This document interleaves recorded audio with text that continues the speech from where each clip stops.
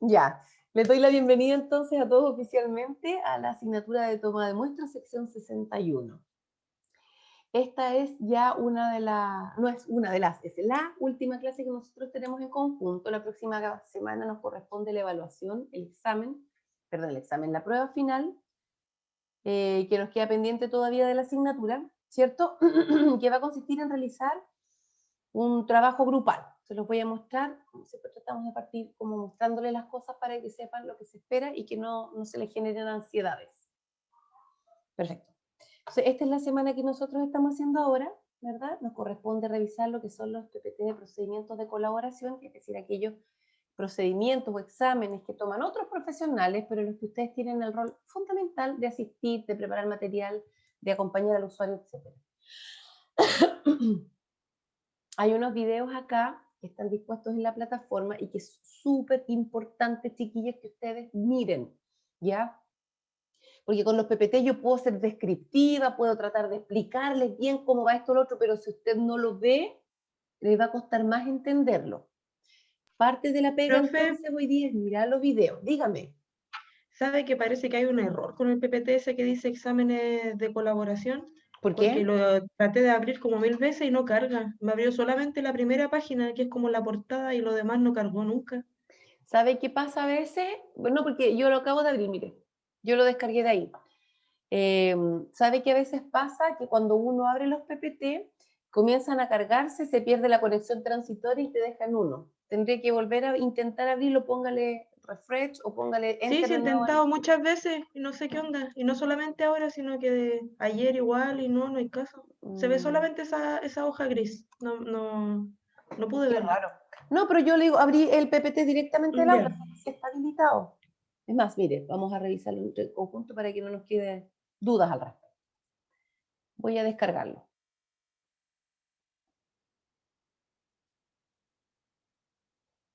Se abrió. Doble clic. Ahí están las 38 páginas. Eso debe ser un problema de conexión transitorio que tenía. Qué A veces raro. pasa cuando ocurre.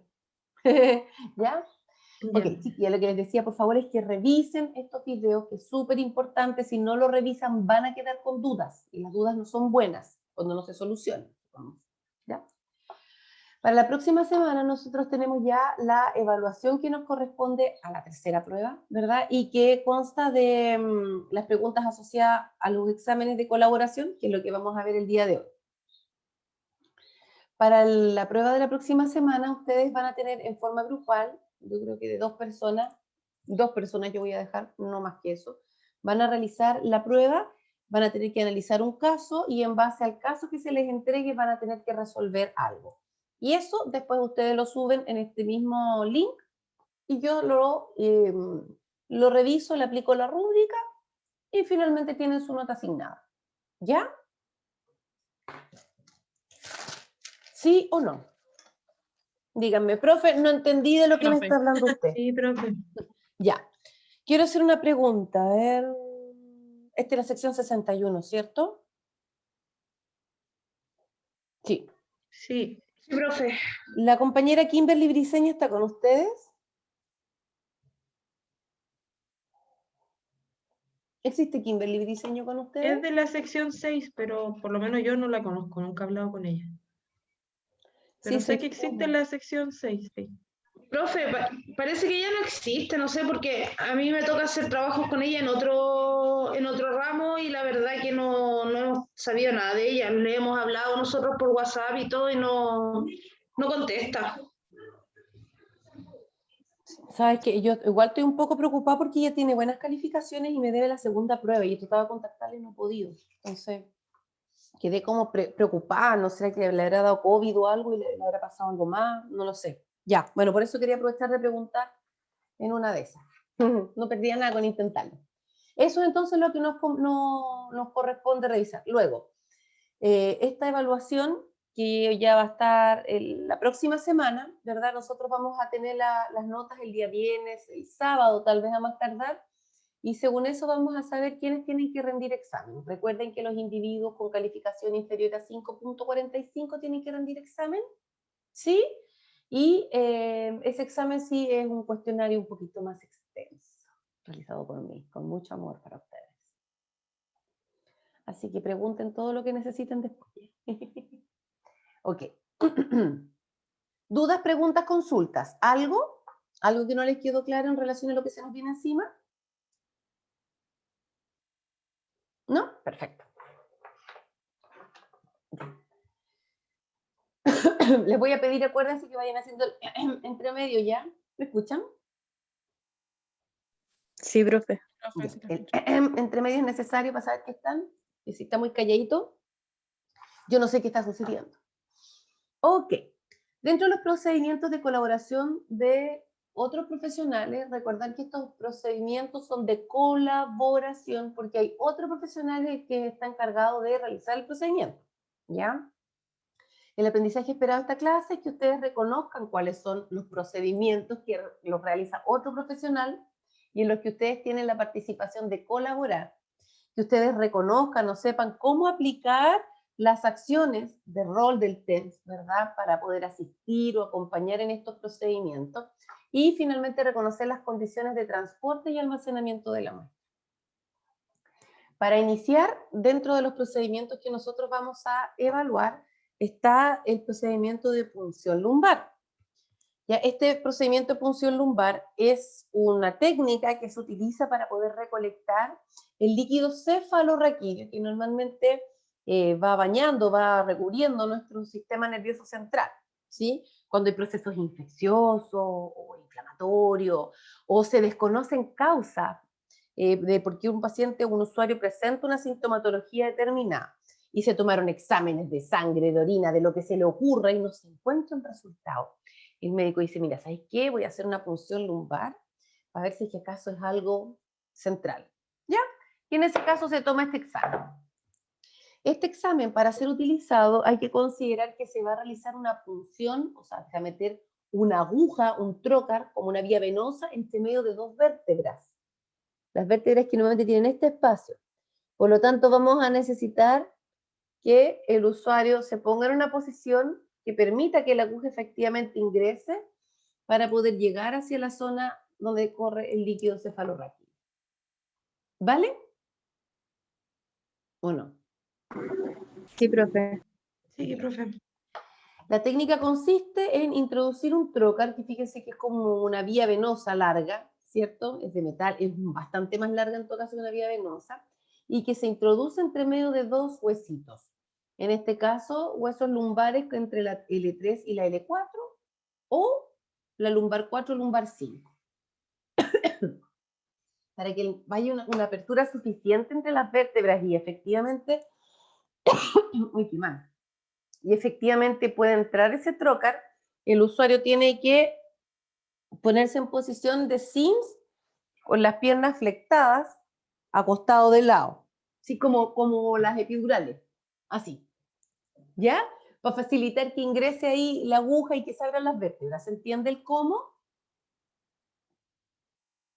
Sí, profe. Ya. Profe, ¿cuál era la posición? ¿Ah? ¿Cuál era la posición? Posición de Sims, es posición lateral con las piernas flectadas, con las rodillas un poco hacia el pecho. O también se puede tomar en un usuario que está sentado,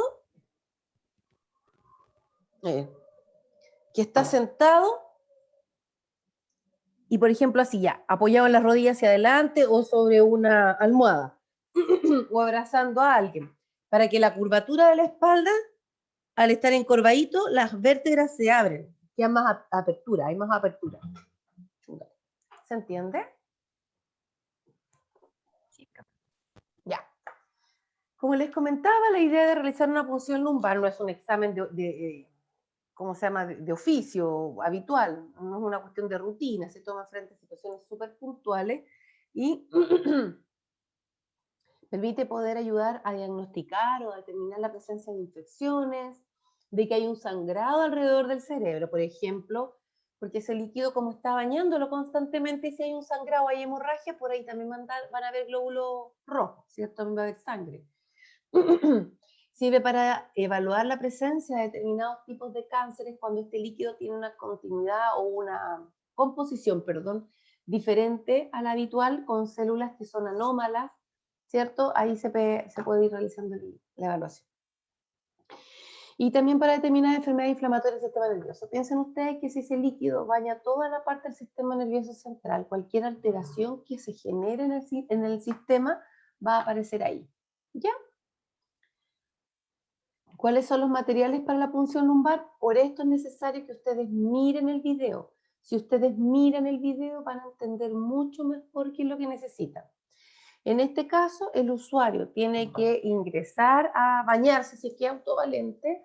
El técnico en enfermería lo ideal es que le limpie la zona de la piel con un jabón antiséptico, seque bien como parte de la preparación previa de la piel. Luego de eso va a reunir el material que incluye el equipo de punción lumbar, que contiene un riñoncito, una bandeja, una copela que es un pocillito redondo chiquitito y un pincelador que es un pajalengua con una gasa. ¿Ya? Además viene dentro de este equipo un paño perforado y un campo estéril. ¿Ok? Dentro de los materiales entonces eso va a ser específicamente para lo que es punción. Vamos a necesitar el trocar de punción lumbar, el médico le va a indicar a usted cuál desea.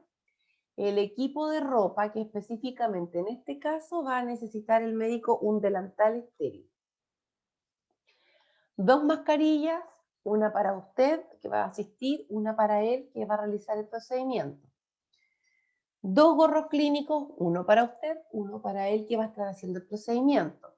Guantes de procedimiento para usted, guantes estériles para él de 2 números, idealmente, en este caso, por ejemplo, si el médico utiliza el 7.5 o un 8, usted le lleva 2 pares de guantes 8, por el riesgo de que si se contamina o algo tenga la opción de cambiarse.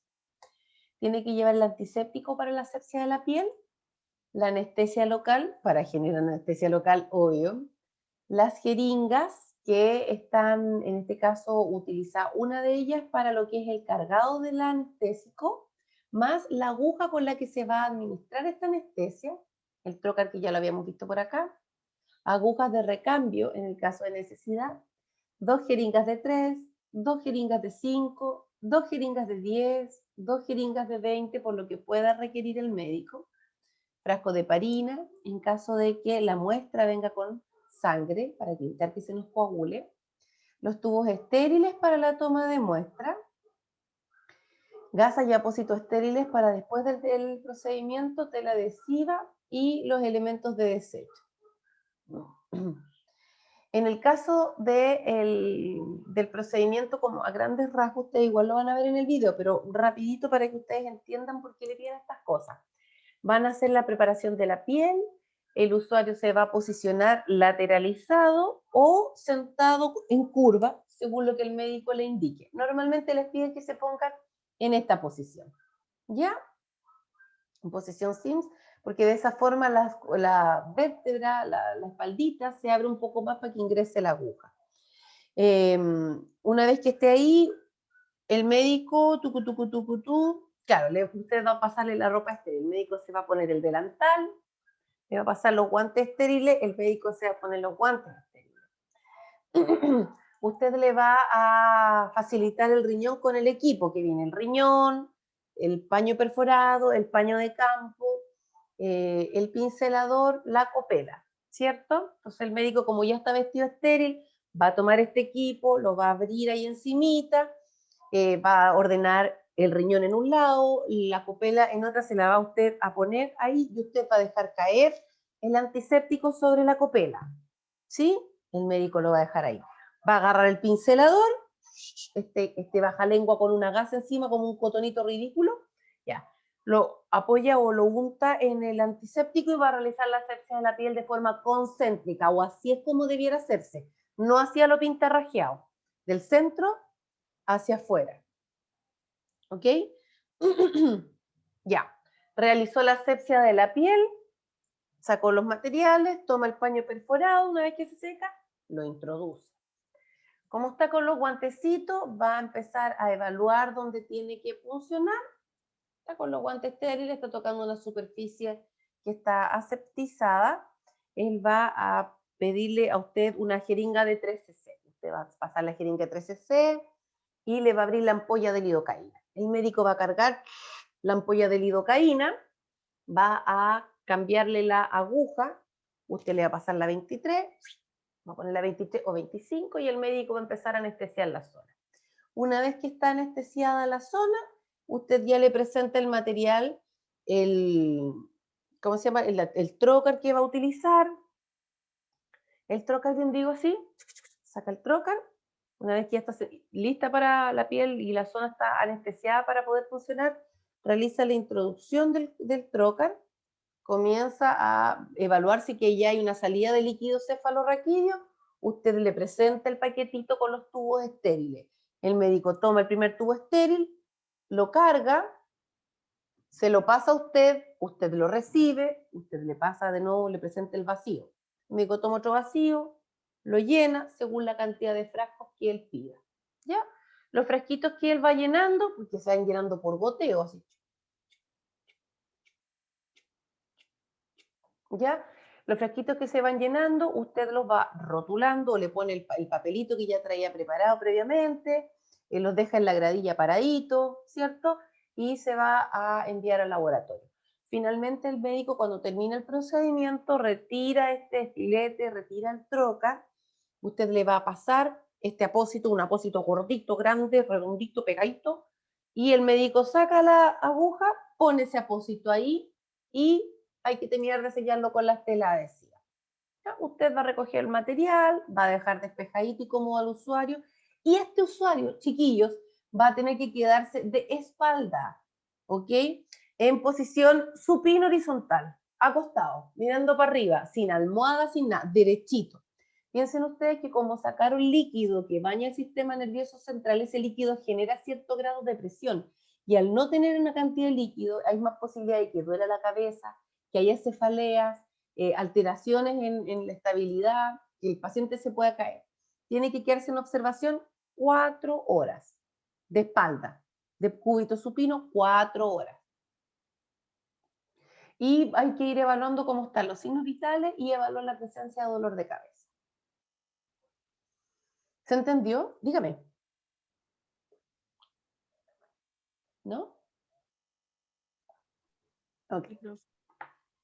No sé, porque dice posición acuesta.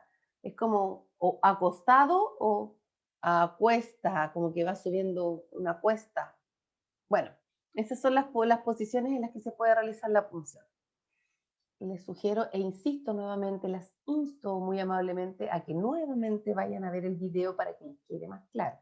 ¿Ya? Nosotros entramos a las 11:40, 12:10 cierro el aula, para que le avisen a sus compañeros que vienen tarde, que se apuren en conectar. Otro examen que nosotros vamos a ver es el hemocultivo.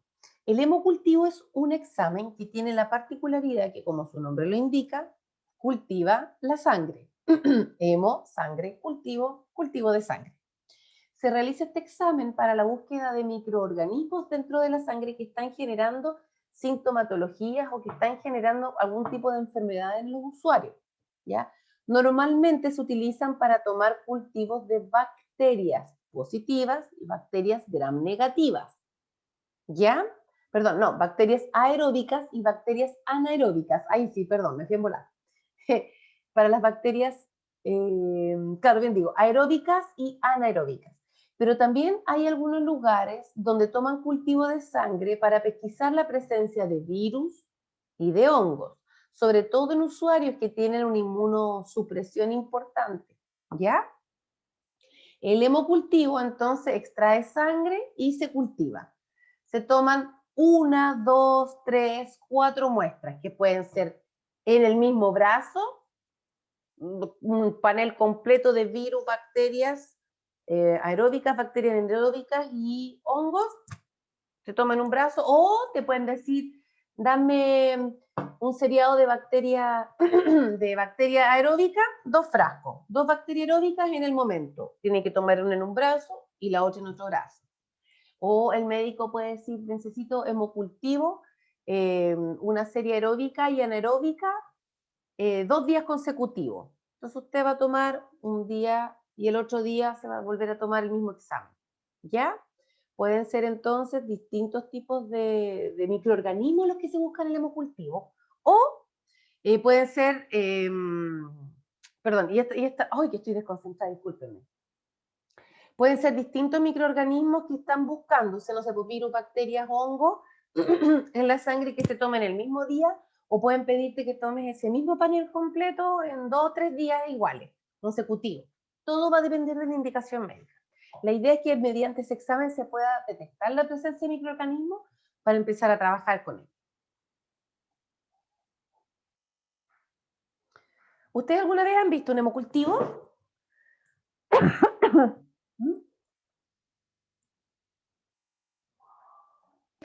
¿No lo han Yo visto? no. ¿Ah? Yo no. No. Ok. El hemocultivo tiene la misma técnica de punción que el examen de sangre que ustedes ya conocen. Ligar, buscar la vena, desligar, preparar material, volver a ligar, aseptizar, puncionar, extraer la muestra. Es el mismo procedimiento, pero la diferencia es que como estamos realizando un cultivo, vamos a tener algunas peculiaridades, ¿verdad? Extras en la toma de la muestra. Por ejemplo, el lavado del brazo previo con jabón antiséptico para descargar la carga de microorganismos que puede tener la piel. ¿Ya? Después otra cosa, por ejemplo, es que se utiliza un paño perforado para hacer un campo alrededor de la zona donde estoy funcionando y evitar la contaminación. Les voy a explicar el procedimiento completo. Se realiza la limpieza del brazo del usuario, se le explica el procedimiento, obviamente esa parte la sabemos. Se realiza la limpieza del brazo para descargarlo de microorganismos, se reúne el material. La enfermera va a llegar con usted, ella va a ligar el brazo del usuario, va a buscar la venita. Ah, ya, encontró la venita, perfecto. Desliga el brazo del usuario. Usted le va a pasar los guantes estériles. Antes de ponerse los guantes estériles, claro. Ella va a armar su equipo, va, no sé, pues usted tiene los materiales y ella va a empezar a abrir su jeringa o la mariposa o dependiendo de lo que va a utilizar. Usted le va a facilitar el antiséptico para que ella después pueda hacer la limpieza de la piel. Ok, ¿está listo? Lo que hace es poner nuevamente la ligadura del brazo, usted le facilita los guantes estériles, ella se pone los guantes estériles, usted le facilita el paño perforado, ella, antes del paño perforado, agarra el antiséptico, realiza la limpieza de la piel, la asepsia de la piel. Toma el paño perforado, lo pone encima de la zona donde va a funcionar, usted le facilita la jeringa, ella la toma, hace los ajustes y realiza la punción. Ella va a comenzar a extraer la sangre y usted lo que va a hacer es que, no sé si se fija, pero estos frasquitos acá tienen una tapita plástica. ¿Se fijan? Sí. Ok. Esta tapita plástica que ustedes van a ver aquí se saca y encima viene una gomita ahí. Hay una gomita de punción. Encima de esa gomita se deja un algodón empapado en alcohol para poder descargar o sacar la mayor cantidad de microorganismos que pudieran llegar a existir en esa zona. Eso usted va a hacer con los frasquitos mientras la enfermera saca la muestra. Una vez que la enfermera ya terminó la muestra, le va a decir, estoy lista, usted le pasa una gasita estéril, ella la toma, va a desligar al usuario, retira la aguja, pone la gasa, le pasa la aguja a usted la aguja la toma, la elimina con una pinza Kelly, toma otra aguja estéril, la monta en la jeringa para evitar que la punta de esta jeringa que ya fue utilizada esté contaminada y pueda arrojarnos resultados distintos. Con esa aguja nueva, pincha el frasco de hemocultivo, se llena la cantidad que tiene que llenarse, saca las agujas. Si tuviera que realizar otro examen más de hemocultivo, tuviera que llenar otro frasco, lo ideal es que usted tome esta aguja, la elimine y ponga una nueva aguja en la jeringa antes de aplicar la muestra nuevamente en el frasco. ¿Sí? Por frasco, recambio de aguja. Claro. En teoría debiera ser así, para disminuir la posibilidad de que la muestra al final salga como un falso positivo. De todas formas, y lo que siempre les digo, recuerden revisar los protocolos de cada hospital, clínica o laboratorio, porque cada uno puede decir con una aguja o en vez de, no sé, aplíquele tal cosa, ¿ya? La bandeja entonces, ahí están los elementos, ustedes pueden ir viendo ¿Cuáles son los que nosotros ya comentamos? Importante las mascarillas que tiene que llevar la enfermera que realiza el procedimiento para no estar o hablando encima del usuario y que le caigan todas sus gotículas. El técnico de la enfermería que asiste también debe utilizar la mascarilla y el paciente. El paciente, además de usar la mascarilla, cuando le preparen la piel, tiene que girar la cabeza para el lado por cualquier cosa para que no tenga ni una posibilidad de que le caiga algún microorganismo encima. ¿Ya?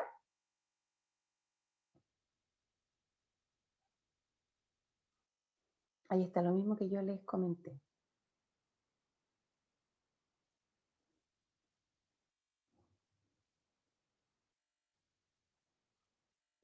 Miren, acá hay un aspecto importante. El envío del toma de hemocultivo tiene que realizarse con los datos del usuario, además de la temperatura que tiene en el momento.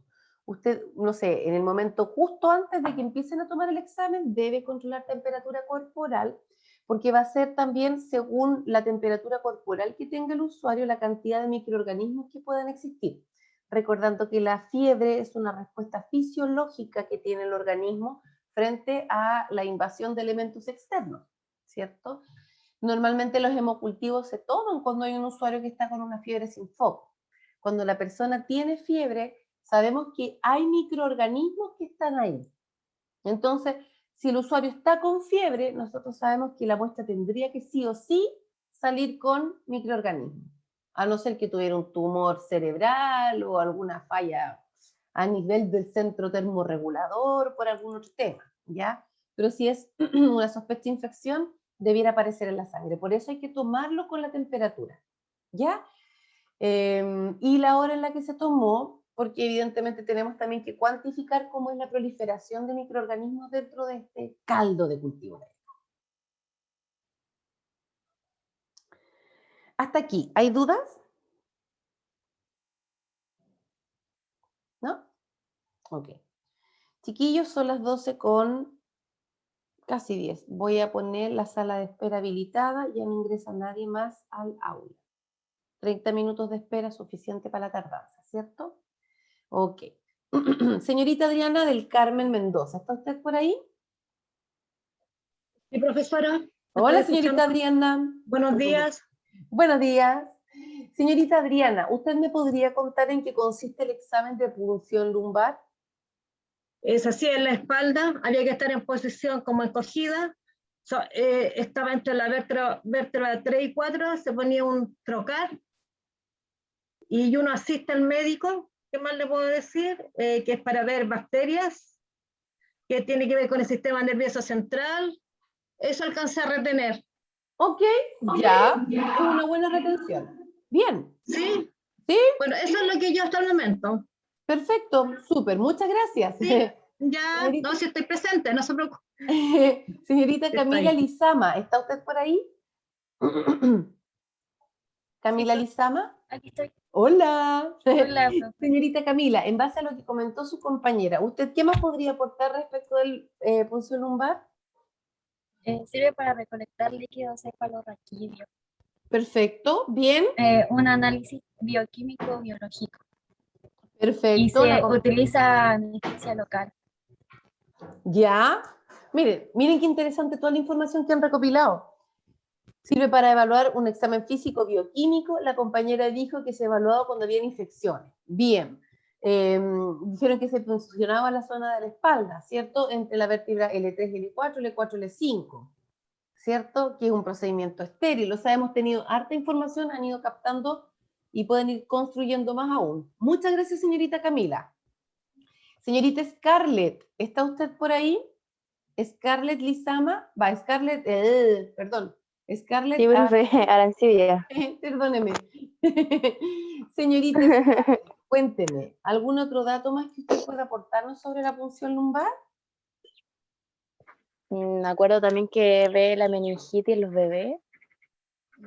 Ya, sí. Los adultos no me acuerdo bien de lo que también ve, pero es como creo que es para ver algo que como que no se ha detectado de otra manera y tienen que ya llegar a ese extremo para poder ver bien qué está pasando en el cuerpo.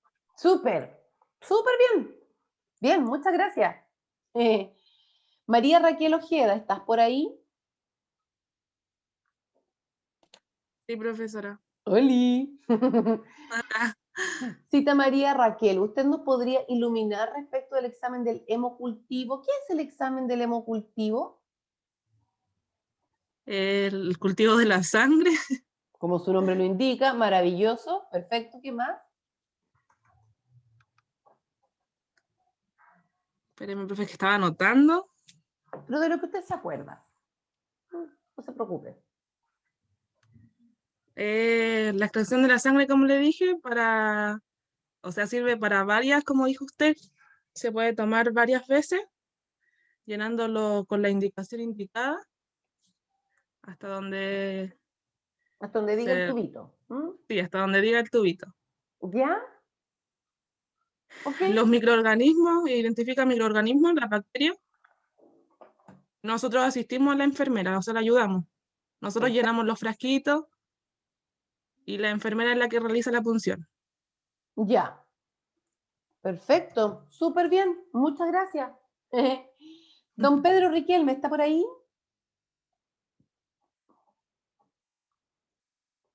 Pedro Riquelme, ¿estás por ahí? Aquí, señorita, perdón, estoy trabajando, Oli. Don Pedro, ¿usted nos podría indicar en el hemocultivo? No solo la compañera dijo que se utilizaba para cultivar la sangre, busca de microorganismos, ¿verdad? ¿Qué más nos podría usted aportar en relación a eso? Que es un procedimiento que nosotros realizamos. Tenemos que identificar los tubos también, dónde pinchar, dónde punzar, qué tubos vamos a ocupar, la reunión de materiales. Perfecto. Es para ver también la glucosa, los niveles de oxígeno en la sangre. Estamos hablando del hemocultivo. Perdón, me confundí con el hemoglobina, perdón. Eso, no sabía qué más decir en este momento. Ok, gracias. Señorita Romina Castañeda, ¿está por ahí? Sí, profe. ¡Holi! Hola. Señorita Romina, cuéntenme una cosa, ¿cuáles son los datos o cuáles son los elementos importantes a considerar cuando enviamos un hemocultivo? Los datos importantes, la temperatura del paciente, Perfecto. que tiene cuando se realiza la toma de muestra, el horario, bueno, los datos del paciente, bueno, el nombre, todas esas cosas. Perfecto. Muchas gracias. Ok, seguimos. Otros exámenes que están asociados a ustedes como colaboradores son los gases arteriales. Nosotros ya habíamos hablado de los gases arteriales cuando vimos los exámenes en general. Así que ahora voy a hacer una detención muy cortita en estos exámenes porque finalmente nosotros ya lo habíamos visto. Los gases arteriales tienen como objetivo poder evaluar los gases que hay en la sangre, en este caso arterial. Cuando son gases venosos, es la idea buscar los gases que hay en la sangre venosa, como su nombre lo indica, ¿cierto? Los valores que se pueden determinar a través de los gases arteriales son el pH, el bicarbonato, cuál es la presión de oxígeno que hay, la presión del dióxido de carbono y de esta manera poder determinar cómo es o cómo está la condición del usuario. Para que ustedes puedan colaborar en la toma de estos exámenes, piensen que tienen que llevar exactamente los mismos materiales. Denme un momentito, chiquillos, porfa, que me están llamando. Hermana, te llamo en un momento que estoy en clases. Ah, ya. Gracias, hermana. Bacán. Eres seca. Gracias. Perdónenme, chiquillos. Ya, ahora sí. Vamos a necesitar los mismos materiales, pero los mismos materiales que ustedes requieren para tomar exámenes normales, excepto que en vez de utilizar tubos con tapitas de colores, ustedes van a tener que heparinizar una jeringa o van a tomar una jeringa que ya viene lista, que se llama jeringa de gases y viene con el anticoagulante listo adentro, ¿ya? Y la otra diferencia es que ustedes en este caso no van a utilizar ligadura, ¿ya? Cuando uno toma exámenes arteriales no necesita ligar. Uno liga para evitar que la sangre se devuelva. La sangre arterial está yendo hacia allá. La venosa está devolviéndose al corazón. ¿Sí? Entonces no utilizamos ligadura, jamás, nunca, no lo hagas, no. Ya, ligadura a un paciente arterial, no, no se hace. ¿Se utiliza ligadura para los gases arteriales? No. No, No, profe. Que me estaban poniendo atención. Ya, ok.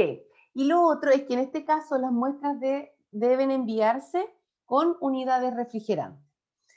Y van con unidades refrigerantes no para evitar que se coagule la muestra, como les puse de pregunta a ver si me habían pescado cuando les hablé.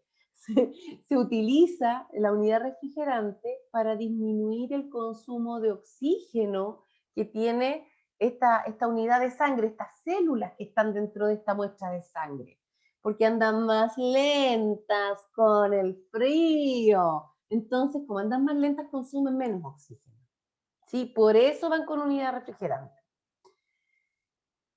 Ok.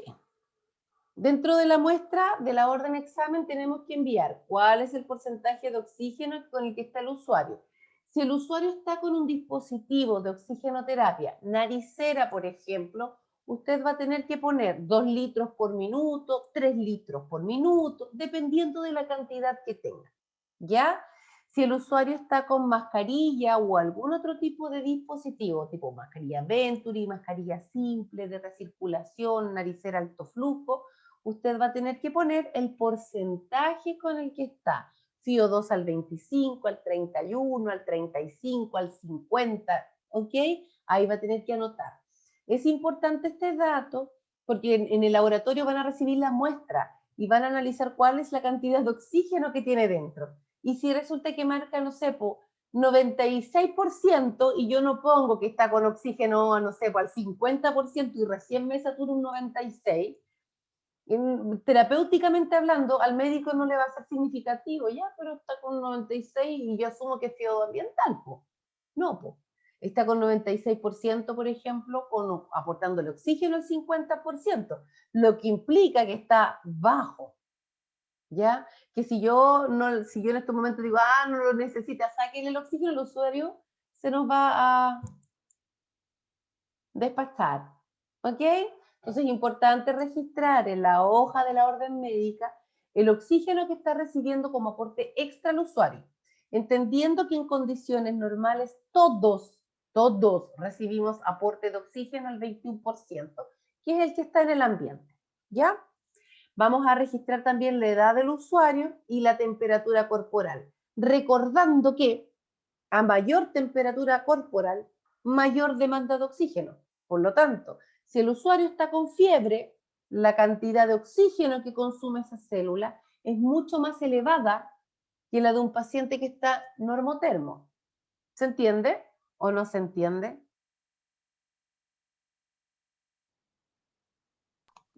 Sí, se entiende, profe. Ya, Sí. ok. Gracias.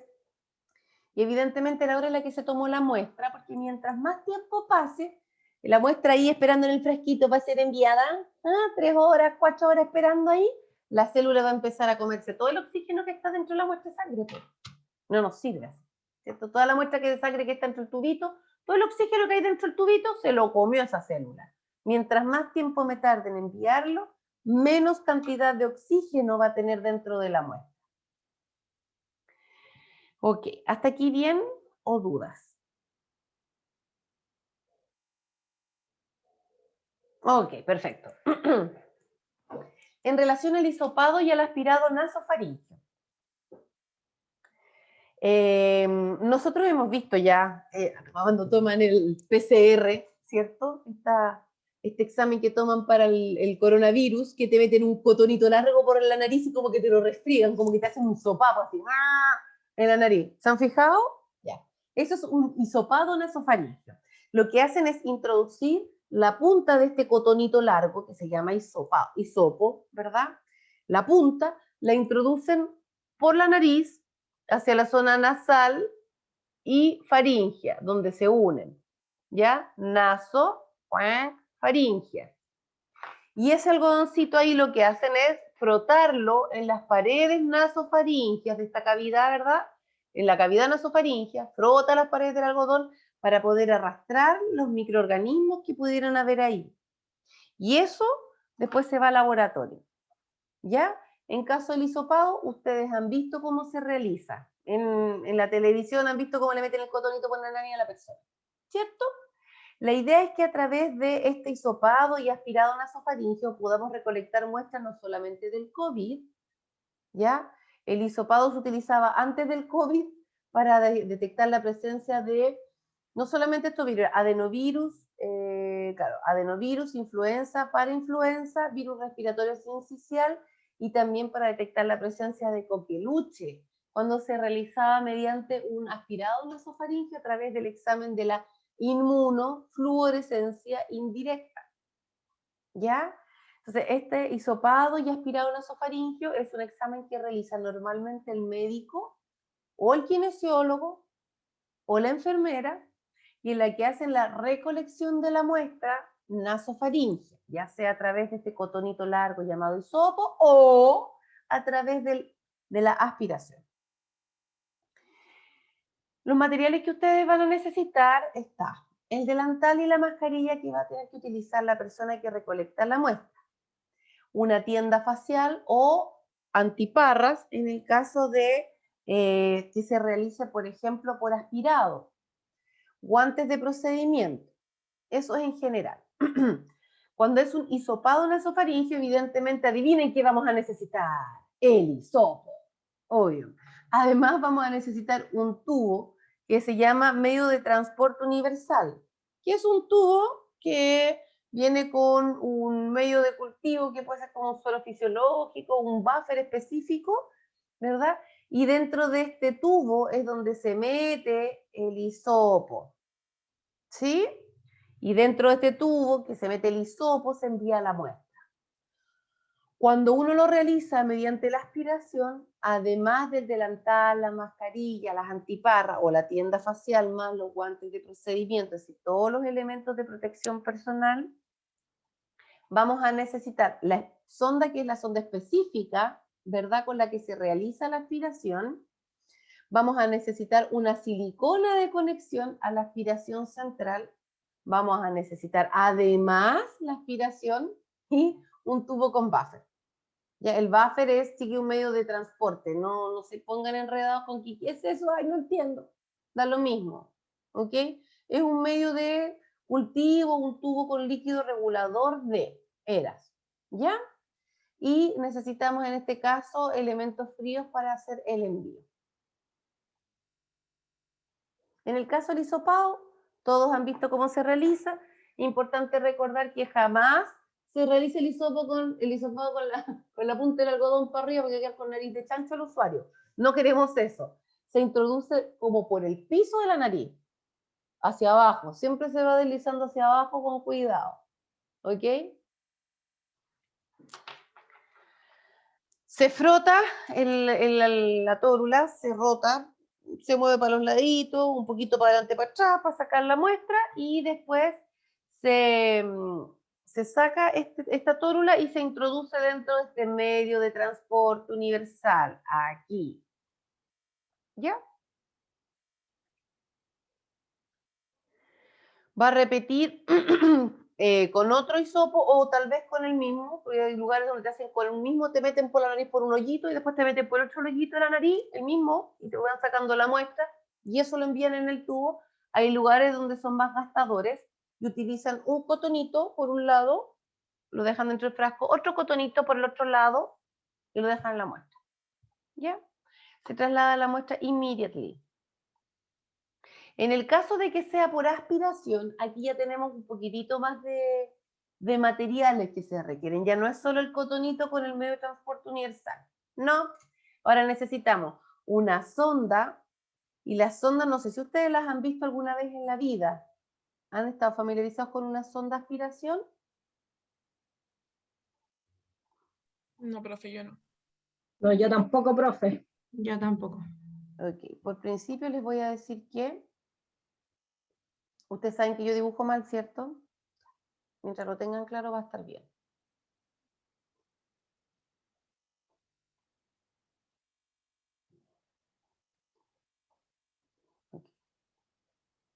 Ya la embarré. Ok. Las sondas de aspiración son unos catéteres largos de silicona, ¿verdad? Que tienen en una punta, en una de sus puntas tienen unos hoyitos, unas perforaciones.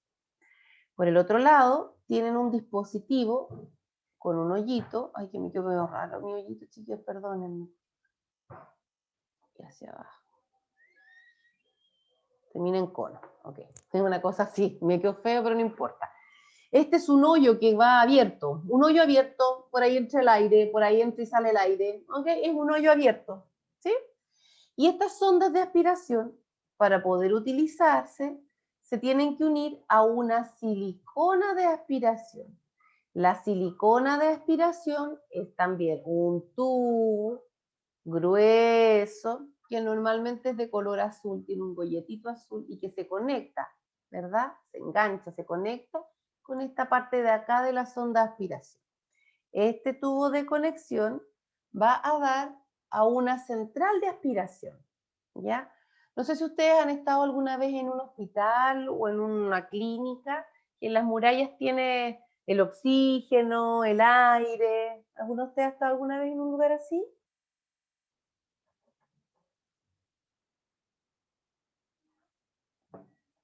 ¿No? Ok. Profe, Parece que hay una sola persona que está conectada, las otras están haciendo el almuerzo, o se fueron a jugar o algo, me dejaron hablando sola. Profesora, sí, yo la estoy escuchando. Ya. Ok. Está sola. Estamos todos. Ok, no estamos solas, estamos todas, muy bien. Dentro de las murallas de todos los centros hospitalarios hay un lugar que se llama Vacuum, ¿verdad? Han visto que es un lugar, una plaquita que dice Vacuum, que tiene una central de vacío. Vacuum es vacío, ¿ok? Aquí va siempre conectado un frasco que tiene otro frasquito adentro, y es donde van llegando las secreciones, los fluidos del paciente cuando se aspira, ¿ya? Esta silicona que le estaba comentando está conectada a este dispositivo, ¿ok? Se conecta acá. Perfecto. Ese es un sistema de aspiración normal. Ahora, cuando yo realizo el procedimiento de aspiración para poder tomar la muestra, voy a tener unas variantes chiquititas en el sistema de conexión. Esta misma sonda aspirativa, ¿verdad? Y este mismo tubo de silicona van a estar conectados, pero de una forma distinta. Van a estar conectados a un frasco que yo le llamo el frasco del chapulín colorado. Es un nombre medio tontorrón, lo sé, pero es porque tiene dos cachitos, uno para cada lado, por decirlo así. ¿Ok?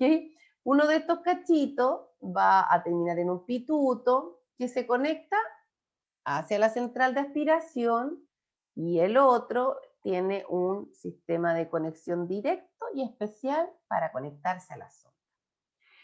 Cuando se activa este sistema de aspiración, esta máquina comienza a aspirar, ¿verdad? Se va aspirando todo. No tiene presión todavía acá. Esta sonda se va a conectar a la nariz del paciente. Esta es la nariz, que fue mi dibujo, yo lo sé. Asusta mi dibujo, yo lo sé. La boca del paciente me quedó peor, todavía lo sé. Ay, soy tan refome para dibujar. Ok. Qué mono más feo. Ok, chiquillas, disculpen por mi mono. En fin, no sé cómo mejorar esto. Ok, cuando se introduce esta sonda en la zona nasofaríngea del usuario, el operador, la persona que está realizando la aspiración, va a tapar este hoyito. Cuando tape este hoyito, lo que se va a producir es que se va a aumentar la presión o la aspiración que se genera en esta punta, ¿ya? Si antes estaba la aspiración suave, cuando apretamos este hoyito, se aumenta la cantidad de aire que requiere salir por ese hoyito, por lo tanto suena...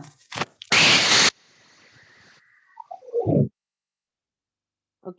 Se genera el sonido completo, y como se genera una succión muy fuerte, está aspirando con mucha fuerza esta punta, todos los mocos, todas las secreciones nasofaríngeas que están aquí, quedan aquí por la sonda y comienzan a bajar o a pasear por este tubo. ¿Hasta aquí se entiende?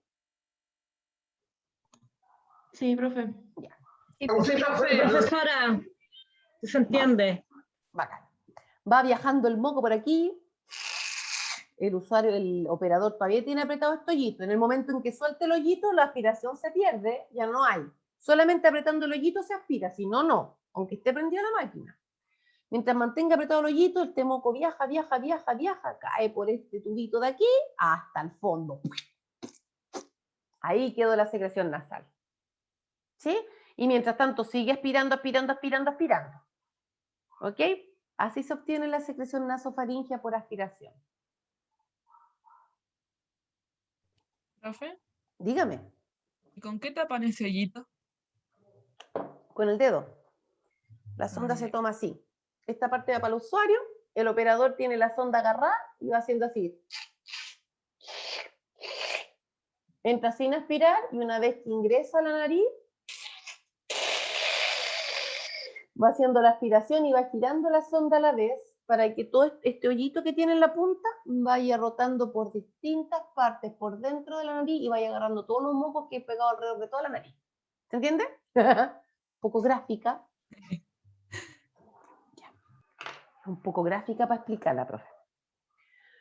Ok, para que aquí está un poquitito más como entendiendo el sistema. ¿Ya? Una vez que se obtiene la muestra del usuario y cayó este acá abajo y quedó bailando esa gelatina ahí adentro, se retira la sonda de la nariz del usuario, se introduce dentro de un suero fisiológico o de un buffer, igual que en el anterior, no tiene ni un brillo, solo es un medio de transporte.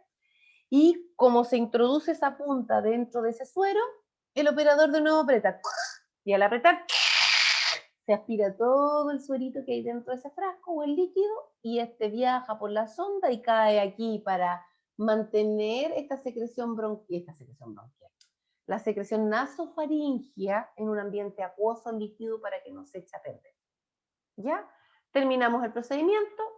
Se saca esta tapita del cachito, esta tapita del chapulín colorado, y se pone la tapa blanca con la que viene, que es esta. Esta es la tapa del chapulín. ¿Ven que tiene dos puntas distintas? Esta es la que va conectada hacia la silicona, y esta de acá va conectada a este potito que es la sonda aspiración. Esta es la sonda aspiración.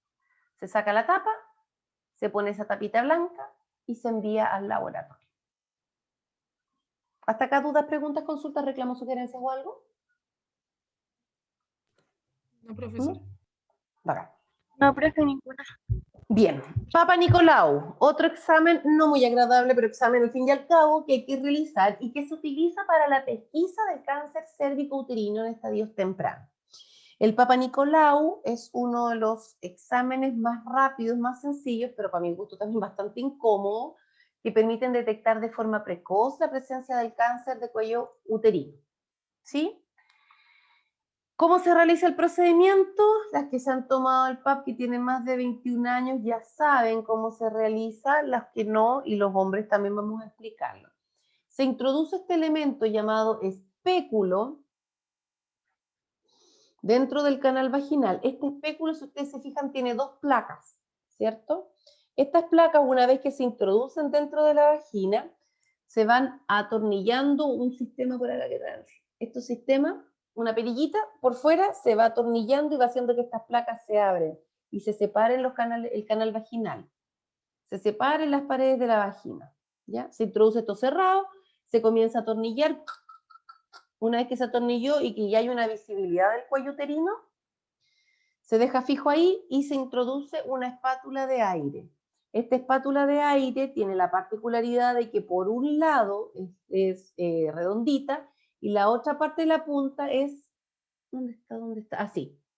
Tiene una pequeña puntita como un dedo. ¿Ok? Esto se introduce dentro del canal vaginal y se saca una muestra, ¿verdad?, de las células que están en el cuello del útero. ¿Sí? Lo mismo se utiliza el cepillo, el brush, no me acuerdo cómo se llama, el CitoBrush, ¿verdad?, que es un cepillo que también se introduce en este canal. ¿Dónde está este?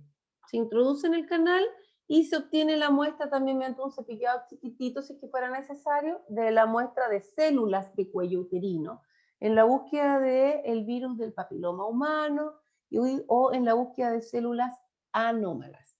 Una vez que se obtiene la muestra, esta célula, esto que se retiró del cuello uterino, se aplica dentro de una placa de vidrio. Paréntesis. ¿Se acuerdan cuando hablábamos del examen del test de Graham, en el que pegábamos esta cinta engomada en la zona perianal del usuario y después lo poníamos en una placa de vidrio? Sí, sí nos acordamos. Sí, me Ese acuerdo. portaobjeto, esa placa de vidrio, esa es la que se utiliza. Es muy parecida a esa. ¿Sí? Es una placa de vidrio, no tenéis ni un brillo, solo una placa de vidrio. ¿Ok? Se esparce la muestra ahí, se hace así, para el lado, y después se le echa una laca, un fijador, como esas que se utilizaban en el pelo antes, y que ya no se utilizan en el pelo, ¿ok? Así, y se aplica. Ahora, esta laca que se aplica no es la, no sé, por la marca, no sé qué, Alberto BO5 que se utiliza para el pelo, po. Es una laca especial que es una laca citológica. ¿Ya?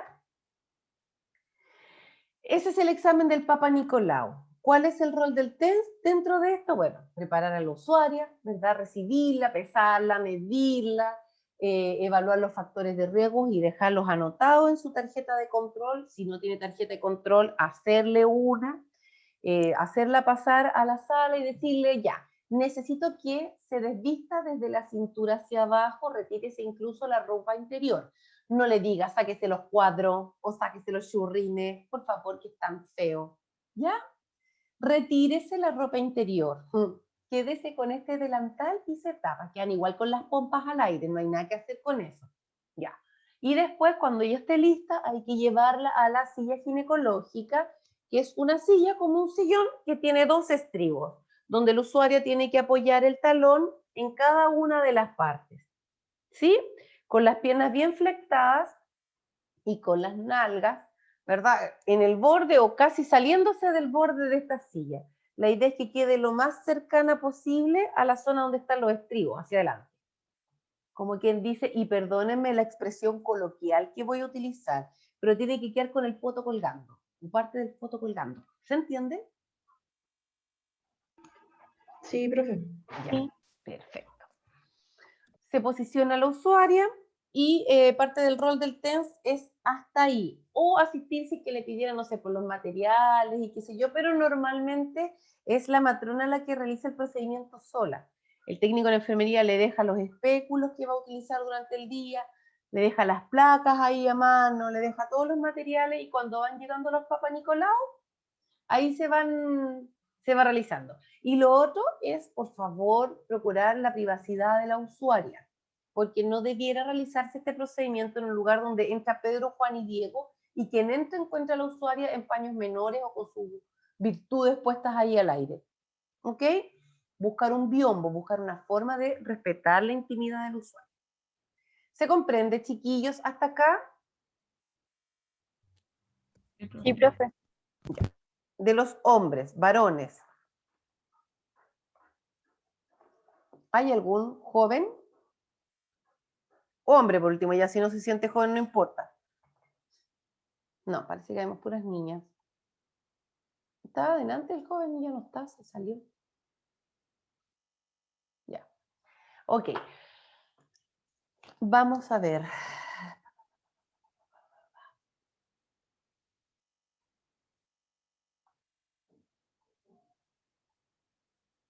Natalia Zambrano, ¿estás por ahí? Sí. Cita Natalia, mi pregunta. Ay, hice algo. ¿Está por ahí todavía? ¿Sí? Ay, pensé que le había hecho algo mal. No. Ok.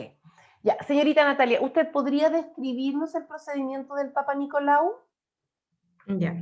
Es un examen que se utiliza en ginecología ¿Ya? para reunir una muestra desde el cuello uterino que es para pesquisar cáncer cervicuterino y presencia del virus del papiloma humano. Perfecto. Se realiza a través de un espéculo que abre las paredes de la vagina y se introduce no recuerdo cómo se llama, Espátula. una espátula que saca muestra de ahí de ese sector. Perfecto. Súper bien. Muchas gracias. Excelente, cita Natata. Nanatata. Señorita Tiare Valenzuela, ¿estás por ahí? ¿Tiare? Sí, profe. Hola, Tiare. Hola. Tatiare, ¿usted podría indicarnos en qué consiste el examen de gases arteriales? Sirve para ver los gases que hay en la sangre Bien, y también salía que era para la presión del oxígeno que hay. bien, Eh, se utiliza jeringa heparinizada buena, y se toma de sangre arterial. perfecto, súper. No se debe ligar. Muy bien, no lo haga, excelente. La muestra debe ser enviada con unidad de refrigerante, que era para para no disminuir la cantidad de oxígeno que tiene la muestra. Bien, para la demanda de oxígeno que tiene la... Perfecto, súper bien, excelente. Te agradezco Se debe mucho. registrar el nivel de oxígeno del paciente, eso recuerda. Importante, ¿y qué otra cosa más había que registrar? La temperatura, Buena. ¿Por qué la temperatura? Bien. porque a mayor temperatura es mayor la cantidad de oxígeno que requiere. Estrellita feliz, estrellita feliz. Muchas gracias. Paz González, ¿estás por ahí? Sí, profe. ¡Holi! Hola. Señorita Paz, cuéntenos un poco, ilumínenos en relación al examen de hisopado nasofaríngeo. Cuéntenos. Es una muestra de la secreción nasofaríngea. Bien, ¿ya? Para como derivar, o sea, como para...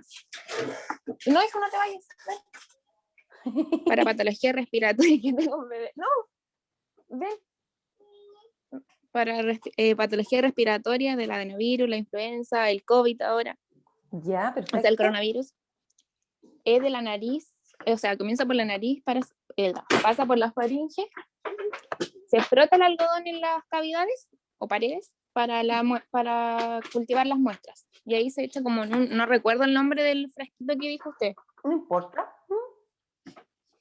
Y los materiales que utilizamos son, o sea, para la bandeja, o para nosotros delantal, mascarilla, guantes, y para el hisopodo, el tubo y el hisopodo. Hisopado, el hisopo. Ya, Eso.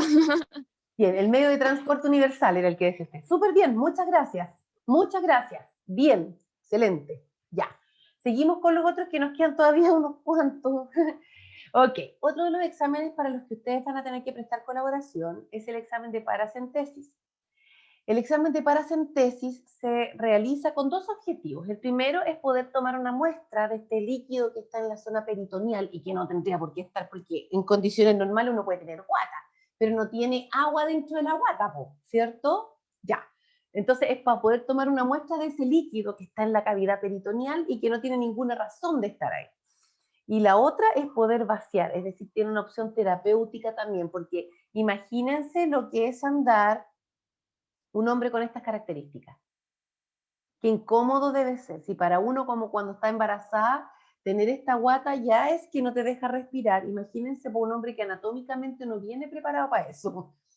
¿Cierto? Ya, cáchense el ombligo como está, chiquilla. Qué nerviosidad más atroz. ¿Cierto? Ya. Pues bien, la idea de la paracentesis es poder realizar entonces el análisis de la muestra de la zona y también aliviar la tensión que se genera producto de esta acumulación de líquido. ¿Por qué se acumula este líquido? Bueno, pueden haber varias razones. Una de ellas está asociada a este daño hepático crónico que yo les comenté cuando vimos los exámenes de sangre. Que les había dicho que la albúmina, que era una proteína que se generaba en el hígado, ¿verdad?, se encargaba de mantener el agua o el líquido dentro de las venitas y de las arterias. Cuando no tenemos esta proteína, porque el hígado no funciona, entonces el agua se va como las locas para cualquier lado. Y eso implica que se va a la cavidad peritoneal, ¿cierto? A esta membranita, ¿verdad?, que recubre los órganos que tenemos dentro de nuestra zona abdominal baja, ¿cierto? Está el intestino, nosotros tenemos una membranita que los recubre antes de que entre en contacto con los músculos, la grasita y la piel, ¿verdad? Esta cavidad o este espacio virtual que hay entre medio de no sé, pues el intestino y la membrana del peritoneo es la que se va llenando con líquido. Como hay una acumulación importante de agua, la persona no tiene la capacidad de expandir su tórax como en condiciones normales, porque el líquido te está levantando hasta el estómago. Po. Tu capacidad respiratoria está bastante más limitada que en condiciones normales. Además de eso, como genera compresión sobre los órganos, el intestino, por ejemplo, intestino delgado, grueso, tu tránsito intestinal también se va a ver alterado, ¿verdad? Vas a estar con más presión, tu intestino va a estar presionado, por lo tanto la deposición, la cacuca, va a avanzar más lento. El ritmo peristáltico va a ir como lento con tope. Y recordemos que mientras más tiempo pasa una deposición en el intestino grueso, más dura se hace. Esa también es una de las razones por las que a los usuarios que tienen un daño hepático crónico, que se les generan estas ascitis que se llaman, ¿verdad? Se les da la lactulosa para poder ayudar a eliminar, uno, los desechos nitrogenados que hay en el cerebro y lo otro, para ayudar en el tránsito intestinal. Además, como está toda esta cantidad de líquido aquí encima, también se van a ver presionados vasos sanguíneos grandes, vasos sanguíneos importantes, ¿sí? Al haber todo este líquido, toda esta presión, los vasos sanguíneos se presionan y por lo tanto el usuario va manteniendo una presión relativamente estable. Quiero hacer un paréntesis aquí para que entiendan el por qué, porque uno no saca nada con memorizar si no entiende las cosas. Cuando el agüita, la sangre va líquida, ¿cierto? La sangre tiene una cantidad de volumen que avanza normalmente en el cuerpo. Parte de este volumen está compuesto, gran parte de este volumen está compuesto por el agua que flota en la sangre, ¿ya? Por el plasma, ¿verdad? Por todo este contenido líquido, ¿verdad? Nosotros tenemos los glóbulos, las plaquetas, las células, todo lo que va dentro de la sangre es sólida, pero esto se mueve en un líquido, ¿sí? Cuando este líquido no tiene cómo mantenerse dentro de este vaso sanguíneo, comienza a filtrarse como por los poros de los vasos sanguíneos. Se sale esa agüita. Y esa agüita, por lo tanto, el volumen de sangre que va a haber dentro va a ser menor, ¿cierto? Porque la agüita se fue, como las locas, a otro lado, ¿sí? Se fue de este vaso sanguíneo, salió de ahí, se fue al exterior, por fuera del vaso sanguíneo. Por lo tanto, el volumen de líquido que antes había aquí va a ser menor. Va a haber menos volumen de líquido dentro del vaso sanguíneo, va a haber menos volemia, va a tener menos cantidad de líquido dentro del vaso sanguíneo. Por lo tanto, tu presión arterial también va a bajar, ¿cierto? Acuérdense del concepto. La presión arterial es la fuerza que ejerce la sangre al pasar por las arterias. La fuerza que ejerce la sangre. La fuerza que va a ejercer la sangre va a depender del volumen. Mientras más volumen, más fuerza va a tener para pasar. Mientras menos volumen, menos fuerza va a tener para pasar. ¿Cierto? Si se nos va una cantidad de líquido de esta cantidad de sangre, va a haber menos volumen de sangre circulando por ahí y la presión va a estar más baja. ¿Ok?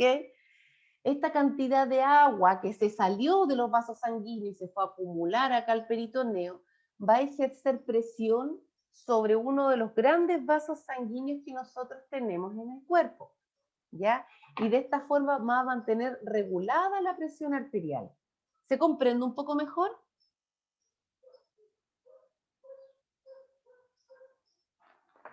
Si no se comprende, yo no tengo problema en que usted me diga, profe, ¿sabe qué? No entendí nada lo que me dijo. No, no tengo problema en contestar. Profe, ¿lo puede repetir, por favor? Ni un problema. Vamos a ver. Nosotros tenemos, a ver, pásela mucho más corta. ¿Cómo podría? Ya. Cuando nosotros estamos con una enfermedad hepática grave, asumimos que el hígado no funciona. Una de las funciones que tiene el hígado es producir albúmina. La albúmina es una proteína, como dije, que se produce en el hígado y que lo que hace es ayudar a que todo el plasma, ¿verdad? El líquido que está componiendo la sangre se mantenga dentro de las venas y de las arterias. En el fondo es como genera la presión oncótica, hace que en la sangre el plasma, que el agua líquido de la sangre, esto que hace que sea líquido, ¿sí? Se mantenga dentro del vaso sanguíneo, ya sea vena o arteria. Cuando no está esta albúmina, el agüita que fluye normalmente con la sangre, la que hace que la sangre sea líquida, ¿verdad? Como no está esta albúmina, lo que hace es se va y sale por el vaso sanguíneo que tiene microporos. Empieza como a filtrar, como a sudar. Veámoslo así. Imagínense que el vaso sanguíneo suda, ¿ok? Y va a ir gotando así como micro gotitas por arriba. Y todas estas micro gotitas que salen de los vasos sanguíneos, vena o arteria, son agüita que normalmente estaba dentro de la sangre y que hacía que la sangre tuviera un volumen hasta ahí. ¿Sí? ¿Se comprende hasta ahí? Sí, profe. Ya, ok. Cuando esta cantidad de líquido sale del vaso sanguíneo, va a parar a esta zona que es la zona peritoneal, ya hacia el peritoneo, hacia esta membrana que se supone que tiene que recubrir los órganos, no tiene otra función más que esa. Pero ahí va a parar el agua, ¿ya? Como esa agüita no está dentro del vaso sanguíneo, el vaso sanguíneo va a tener menos líquido. Pausa aquí. Imagina usted que está regando el jardín. Tiene una agüita corriendo y eso le permite a ponerle el dedo ahí y salpicar para todos lados y tiene agüita, ¿sí? Ahora imagine que esa misma manguera usted le quita o le reduce la cantidad de agua que pasa por esa manguera a la mitad. ¿Va a tener la misma presión de salida del agua? No. Eso mismo pasa con el vaso sanguíneo. El vaso sanguíneo mantiene la presión, o uno mide la presión arterial considerando la fuerza que ejerce la sangre cuando pasa por esa arteria.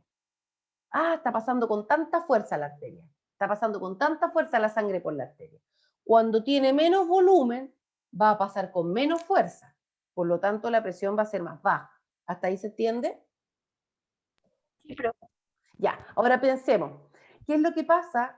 Que como tenemos menos volumen en la sangre, tenemos menos volumen pasando por nuestras arterias, nuestra presión arterial es más bajita, pero habiendo una acumulación de líquido en esta cavidad peritoneal, se va generando presión sobre vasos sanguíneos grandes e importantes que corren por el tronco o por el cuerpo.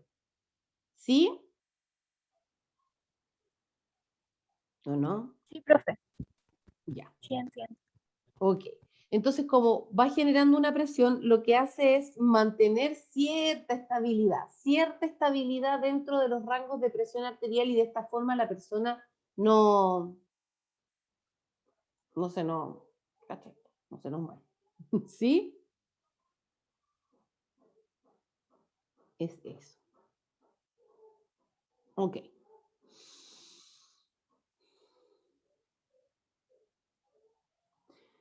¿Dudas, preguntas, consultas hasta acá?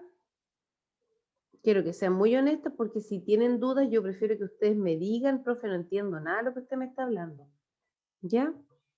Piensen que después ustedes van a tener la evaluación de esto y si no, vamos a estar con tragedia.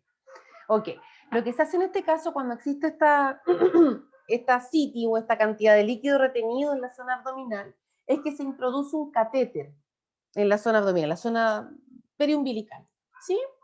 El médico introduce un catéter como una bránula, estas vías venosas que uno pone pero gruesecita, ya, introduce ahí, después saca ese estilete metálico, deja solo la silicona y realiza una conexión con un alargador venoso más una llave de 3 pasos que va conectado hacia el sistema del drenado. Dicho de otra manera, el médico cuando realiza la punción deja aquí esta silicona, la parte que uno le queda normalmente en el vaso sanguíneo. ¿Se han fijado cuánto le ponen vía venosa y le dejan como un plastiquito puesto? Ya, ese plastiquito puesto, pero aquí en la zona abdominal, ¿ya? Y eso lo conecta a un alargador venoso. ¿Ustedes conocen los alargadores venosos? Yo no, Yo profesora. no. No hay problema. Me da la impresión que es como un adaptador nomás hacia la bránula. Sí, es como quien Como dice, una- no tiene ni un brillo. Pero aquí vamos. Ahí está. Esto es un alargador venoso, chiquillos. Es una parte que permite que, y en este caso, la conexión de la zona abdominal que les había mostrado, la vía venosa que está puesta en la guata, ya, eso se conecta hasta acá. Esa parte está conectada a esta llave de 3 pasos. ¿Sí? Y esta llave de 3 pasos se conecta en este lado de acá hacia la bolsa de desecho, donde se va a drenar el contenido del abdomen del usuario. Ahí se van a ir a parar todos los líquidos que tiene ahí acumulados en la zona peritoneal. ¿Vale? Entonces, esta parte queda conectada hacia la bránula que tiene puesta en la zona de la guata, en la zona abdominal, ¿sí? Y esta de acá va a ir conectada a la bolsa de recolección del líquido. Acá, este espacio va a quedar libre para cuando necesitemos tomar el examen del usuario. ¿Sí? El médico va a poner esta cuestión, va a dejarla drenando, es decir, ya, tómame una muestra, no sé, pues del final del residuo que quede del líquido peritoneal, o toma una muestra del inicio, de lo que sea. Usted solo conecta aquí la jeringa, toma la muestra y está lista. Bueno, ¿no? Suena tan simple. Suena Vamos a ver al simple. momento. Suena simple, pero es que cuando uno ya lo ve, no es tan complicado. Lo que pasa es que para aprenderlo, si uno quiere aprenderlo en memoria, cuesta más. Pero si no, no tendría por qué ser tan terrible como parece. Mire, ¿ven? Se conecta en la zona abdominal del usuario. Aquí debiera ir un alargador venoso. Y el resto va hacia el recolector. Eso es tarán, tan, tan. No tiene ni un brillo. ¿Cuáles son los materiales? Por lógico, una bandeja estéril con la que el médico va a tener que recibir o posicionar al usuario para hacer la preparación. Primero, ustedes van a ayudar al usuario realizando la limpieza de la zona con un jabón con antiséptico, si es que el usuario no puede hacerlo solo, para descargar la zona de microorganismos.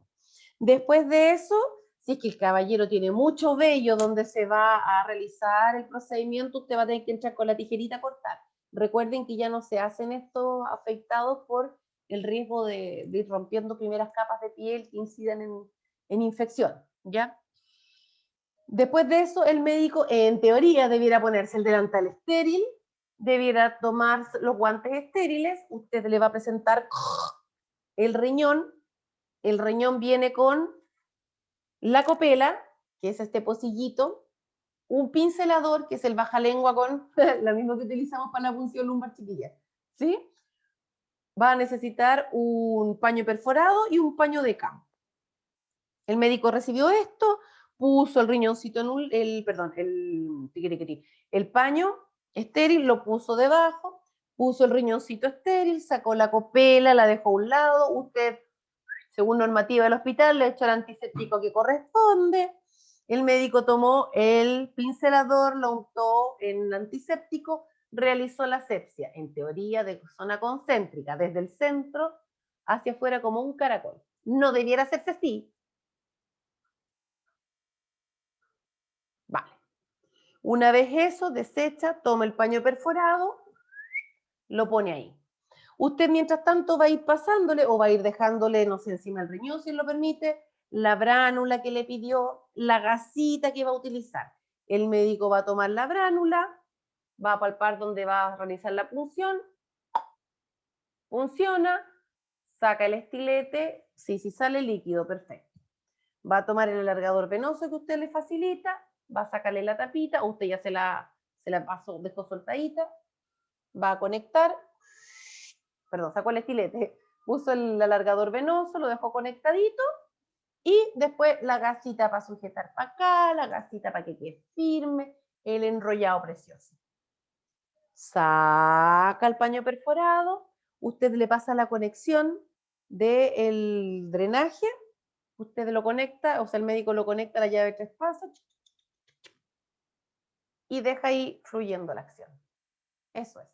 Antes de que el usuario tenga o se realice este procedimiento, usted va a tener que pesarlo y va a tener que medir su circunferencia de cintura, desde el ombligo, dando la vuelta hacia el ombligo. Esa es la cantidad que debiéramos medir, de ombligo a ombligo, ¿ya? Y el peso. Y eso lo vamos a realizar antes y después que terminemos el procedimiento. Bueno,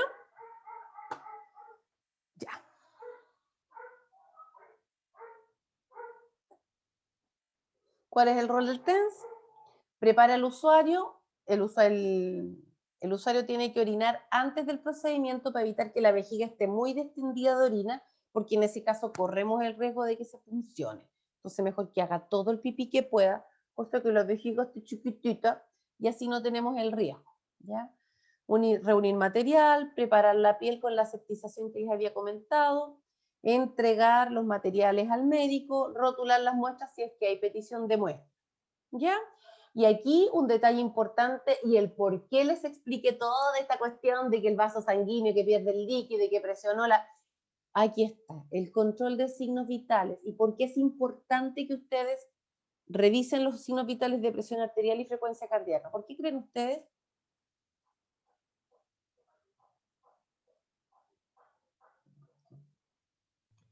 Porque pueden disminuir muy bruscamente, Perfecto, ¿por qué? Bien, ¿por qué? porque se está Con extrayendo la este presión que líquido. debe tener, Porque debe se está ser extrayendo el líquido. líquido y genera una presión, ¿verdad? Porque ese líquido estaba presionando un vaso sanguíneo grande, po. Y si nosotros la sacamos, esa presión sobre el vaso sanguíneo va a disminuir. Y por lo tanto, todo el volumen menos que tenía este usuario, la presión se nos va a ir al piso. Tiene que ser progresiva, tenemos que ir visualizando cómo está el usuario y viendo cómo va. ¿Ok? Por eso era la insistencia de la lechera misma. Si es evacuadora, tiene que colaborar con la fijación del catéter, registrar los volúmenes cuando vacíe el recolector de este líquido. ¿Sí? El color, las características, el volumen, por cada vez. Y siempre realizarlo con la técnica séptica. Control de signos vitales cada 15 minutos durante la primera hora postfunción. 4 controles de signos.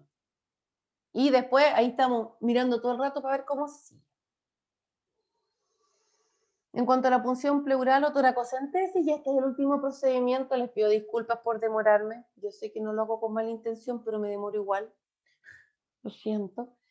La punción Profesora, pleural... Dígame. una pregunta. Eso, lo que estábamos viendo recién, ¿es más común en hombres? Puede suceder en hombres y en mujeres por igual. Ah, ya. Aquí el tema como que no pasa por un tema de género. El daño hepático crónico sí es más frecuente como enfermedad en los hombres que en las mujeres, ¿sí? Como por costumbre, digamos, como por un tema de epidemiológico, porque originalmente eran más buenos para ponerle ellos que ella, originalmente. Yo ahora no lo sé, pero originalmente era así. Ok. La punción pleural o toracocentesis. ¿Ustedes se recuerdan, chiquillos, cómo era el sistema de las pleuras o qué eran las pleuras? Las capas que revisten los pulmones. Perfecto, ustedes seca, pulenta y bacán. Nosotros tenemos una pleura que es, ay, mi pulso tan re malo que es, chiquillos, lo siento. Una pleura que es interna, que está pegadita al pulmón, y una pleura que es externa, que está normalmente fuera de esta pleura interna, ¿sí? Tienen una separación muy, muy mínima y normalmente entre las pleuras hay un líquido que se llama líquido pleural, ¿verdad? Que está evitando que estas se froten, porque cuando se frotan se irritan y comienza a haber una pleuritis y todo el problema. Cuando hay procesos infecciosos, hay una salida de glóbulos blancos, hay una respuesta a la irritación que puede haber dentro de los pulmones y estas pleuras comienzan a irritarse. Como se irritan, comienzan a inflamarse. Al inflamarse, el líquido pleural no es capaz de poder separar ambas pleuras o mantenerlas separadas, por lo que comienza a aumentar en su volumen. Normalmente, para que ustedes tengan una estimación, el líquido pleural se va produciendo y se va absorbiendo y va produciéndose de nuevo y se va absorbiendo constantemente. Nosotros no acumulamos líquido pleural entre medio de las pleuras. Va lubricando y va eliminándose y todo el tiempo está en esa circulación. Cuando hay un enrojecimiento, una irritación de una de las pleuras, comienza a haber un menor espacio entre ambas y un mayor riesgo de fricción Por lo tanto, este líquido pleural comienza a aumentar en su producción. Y al aumentar en su producción, la capacidad que tiene de absorberse nuevamente es mucho más baja y comienza a acumularse en las bases pulmonares, ¿sí?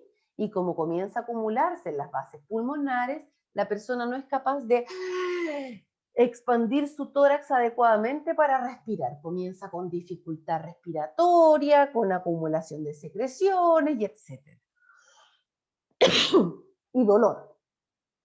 Entonces, ¿para qué se realiza la punción pleural?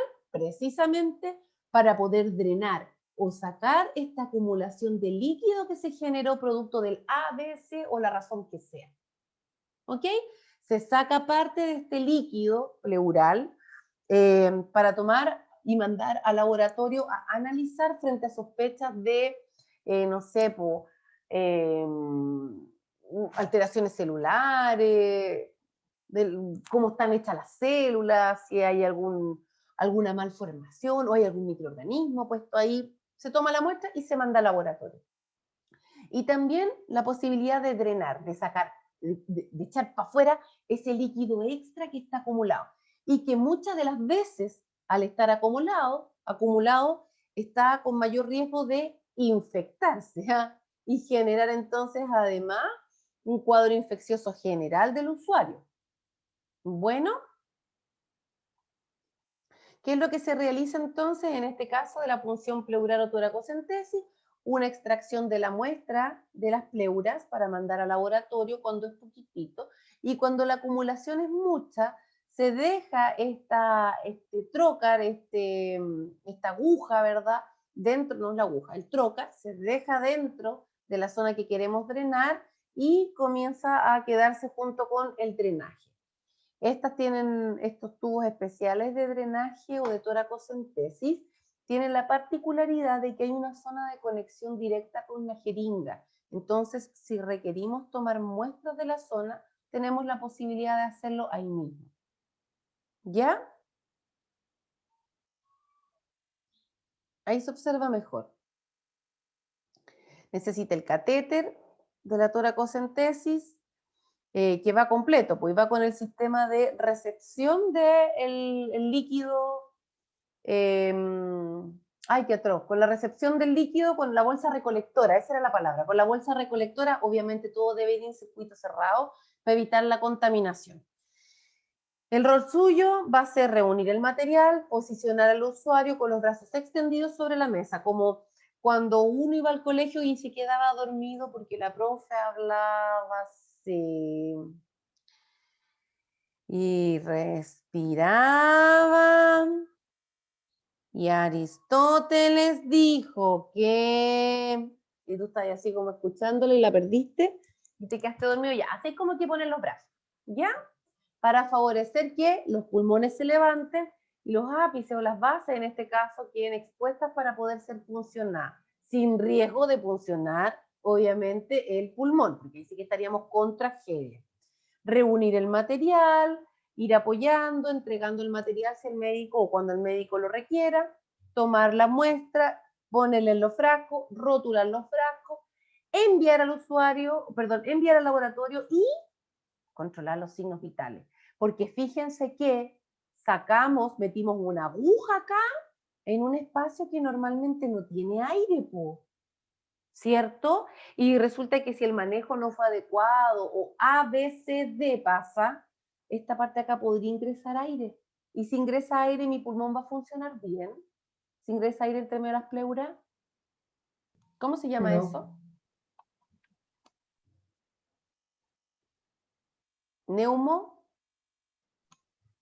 ¿Neumotórax? Gracias, ¿No? así, ¿Sí? tal cual, neumotórax. ¿Ya? Entonces va a ser importante evaluar ahí. ¿Qué evaluarían ustedes en este caso? Lo principal para evaluar. La frecuencia La respiratoria. frecuencia respiratoria. Así es, la frecuencia respiratoria, ¿verdad? Y la saturación, pero principalmente la frecuencia respiratoria. Muy bien, chicos. ¿En qué zona vilosa? Ahí están los materiales que van a necesitar. Y esto acá. Si la punción es evacuadora, fijar el catéter, evaluar al usuario, evaluar cómo está respirando, el control de signos vitales, vaciar la bolsa de drenaje con técnica séptica, evaluar el apósito también, porque si hay filtraciones es importante dar aviso. ¿Ya? Estas son entonces las funciones que ustedes tendrían que realizar. ¡Wow! Ya, chiquillas, dudas, preguntas, consultas, reclamos, sugerencias, etc. ¿Algo que me quieran decir, chiquillas? ¿Alguna pregunta de la materia? ¿Algo que no les quedó muy claro, profe? ¿Pero cómo se hacía esta cuestión? No entendí nada. Ah, profe, no entendí desde el inicio. ¿No? Profe, ninguna. Perfecto. Yo, profesora, Dígame. la prueba de la próxima semana es de 2. Usted, ese día vamos a ver el caso clínico y tenemos que hacer en el transcurso del horario de clase. Sí. Y se entrega en el momento. En el momento. Está habilitada el aula para que partamos, si no me equivoco, ¿a qué hora tengo con ustedes? 11:40. Claro, está habilitado ahí para que se comience a realizar la entrega. Vamos a revisarlo en conjunto igual por si acaso, ¿ya? Para que nos quedemos todos tranquilos. Voy a dejar visible el tiro del aula. Ahí está. Nuestra fecha, la evaluación sumativa. Yo la voy a habilitar en el momento que nosotros ingresemos. Veamos en qué momento ya se permite. Y que yo ayer edité, ajusté todo, pero vaya a ser que una de esas se cambie. La semana ya.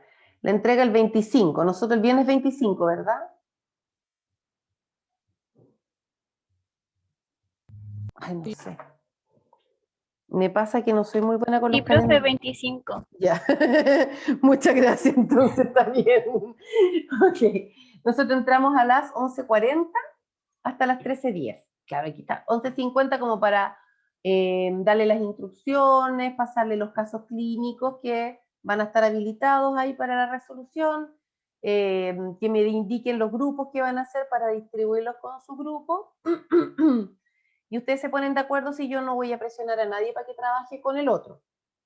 Ahí si me queda algún estudiante solo, voy a tener que ponerlo en un tercer grupo, pero eso sí que lo haré yo aparte sola, ¿ya? Eso. ¿Estamos? Para ustedes no les va a aparecer esto, chiquillos, les va a aparecer solamente hasta acá, y es importante que ustedes realicen esa tarea como parte de su proceso de autoaprendizaje, para que ustedes vean en qué se equivocan, qué haría falta por revisar, para que mejoren sus procedimientos después. Esta tarea ustedes la van a entregar y nosotros el 26 dijimos que estaba la prueba. El 25. El 25. Entonces, la idea es que ustedes tienen hasta el 18, dice acá, no puede ser 18. Hoy día es 18, profe. Claro, nada que ver. O sea, sí, pues permití entrega desde el día de hoy y la podemos poner hasta el 26, 25, por ejemplo. Usted realícela a su conciencia, usted vea cómo la realiza, ¿no es cierto? Recuerde que como es actividad formativa no tiene una calificación asignada, pero que aún así es importante que usted la entregue porque va a ayudarlo a usted a sus propios conocimientos, a saber en qué se equivoca, cómo mejorar, ¿ya? Ok. Voy a pasarles la lista. Ah, es verdad que aquí tengo que abrir este documento de acá. Ya voy. Que como no aparecen en el aula las clases, chiquillos, entonces tengo que abrir. Yo bajé el documento con los datos de ustedes para poder ir poniendo presente. Toma de muestra exámenes, asistencia. ¿Por qué se abre un Word? Yo no te he pedido que te abras Word. Me carga a mí estas cosas, ¿no les pasa a ustedes? Cuando hay que tratar de hacer que se abra un archivo que es eterno. ¿No? Sí, profe. Ay, qué terrible. Sí. Me encuentro es como del terror para mí. Y esperar. Sobre todo cuando necesita algo importante. Es pésimo, ¿cierto? Es pésimo. Ay, aquí tengo más encima. Ya. Aquí está la sección 61. Esta tiene que ser la... Voy a compartir pantalla. S42 y S62. Ya.